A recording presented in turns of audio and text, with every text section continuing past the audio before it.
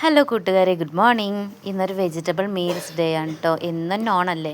അപ്പോൾ ഇന്ന് സാമ്പാറിനുള്ള കഷ്ണങ്ങൾ പരിപ്പും ഉപ്പും ശകലം മഞ്ഞൾപ്പൊടിയും വെള്ളവും ചേർത്ത് നമ്മൾ കുക്കറിൽ വെക്കാൻ പോവുകയാണേ. അതിന് അരപ്പിന് ആവശ്യമായിട്ടുള്ള തേങ്ങ, ഉഴുന്ന്, ഉലുവ, ജീരകം ഒക്കെ സെറ്റ് ചെയ്ത് വെച്ചിട്ടുണ്ട്. വെണ്ടയ്ക്ക് നമുക്കൊന്ന് മൂപ്പിച്ചെടുക്കാം. അതിൻ്റെ ഇടയ്ക്ക് നമുക്ക് അവിയലിന് വേണ്ട പച്ചമുളകും ജീരകവും തൈരും ഇട്ടിട്ട് ഒന്ന് ഒതുക്കിയെടുക്കാം. ഇനി നമ്മൾ തേങ്ങ ഒന്ന് വറുത്തെടുക്കാം കേട്ടോ സാമ്പാറിലേക്ക്. അതിലിടയ്ക്ക് അവിയൽ കുറച്ച് ഉപ്പും മഞ്ഞൾപ്പൊടിയും വെള്ളം ഒഴിച്ചിട്ട് നമ്മൾ കുക്കറിലൊന്ന് വിസിലടുപ്പിച്ചു. അപ്പോൾ അതിന് ശേഷം ചുവന്നുള്ളിയും വെളുത്തുള്ളിയും കുത്തി കുറച്ച് മുളകും മൂപ്പിച്ച് അതിൽ കുറച്ച് വേപ്പില ഇട്ടിട്ട് നമ്മൾ ബീട്രൂട്ട് ഉപ്പേരി ഉണ്ടാക്കുകയാണ് കേട്ടോ.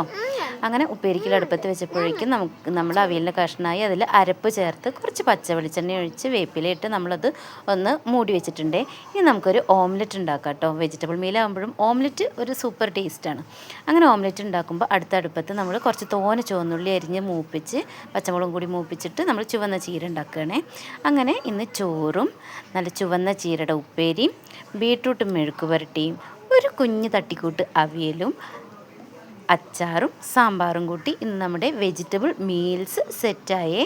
അപ്പോൾ എല്ലാവരും ഈ വെജിറ്റബിൾ മീൽസിൻ്റെ കൂടെ ഓംലെറ്റ് ഒന്ന് കൂട്ടി കഴിച്ചു നോക്കുക. സാമ്പാറിൻ്റെ കൂടെയൊക്കെ ഓംലെറ്റ്, ഉണക്കമീൻ വറുത്തതൊക്കെ നല്ല നൊസ്റ്റാൾജിയാണ്, നല്ല സൂപ്പർ ടേസ്റ്റുമാണ്. ഈ മഴക്കാലത്ത് അത് ഓർക്കുമ്പോൾ തന്നെ അതിൻ്റെ മണം വരുമ്പോൾ തന്നെ